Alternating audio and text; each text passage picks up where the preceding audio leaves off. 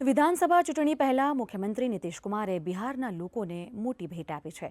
1 ઓગસ્ટથી રાજ્યમાં ઘરેલુ ગ્રાહકોને 125 યુનિટ સુધી મફત વીજળી આપવામાં આવશે। મુખ્યમંત્રી નીતિશ કુમારે એક્સ પર લખ્યું, અમે શરૂઆતથી જ દરેકને સસ્તા દરે વીજળી પૂરી પાડી રહ્યા છે।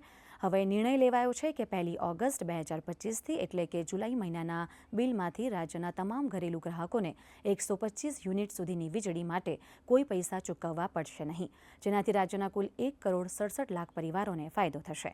વધુમાં સરકારે આગામી 3 વર્ષમાં ઘરેલુ ગ્રાહકોની છત પર તેમની સંમતિથી અથવા નજીકના જાહેર સ્થળોએ સૌર ઉર્જા પ્લાન્ટ સ્થાપિત કરવાનો નિર્ણય લીધો છે। કુટીર જ્યોતિ યોજના હેઠળ રાજ્ય સરકાર સંપૂર્ણ ખર્ચ ઉઠાવશે અને અત્યંત ગરીબ પરિવારો માટે સૌર ઉર્જા પ્લાન્ટ સ્થાપિત કરવામાં યોગ્ય સહાય પૂરી પાડશે।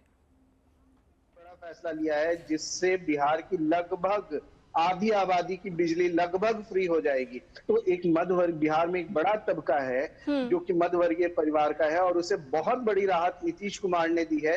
और सिर्फ शहरों की बात नहीं करें, बात गांव की भी करें तो लगभग जो गांव में एवरेज बिजली बिल आता है लोगों का, वो 100 से 150 यूनिट के आसपास आता है। तो लगभग मान के चलिए कि पूरे ग्रामीण इलाके की जो बिजली है वो बिल्कुल मुफ्त हो गई है।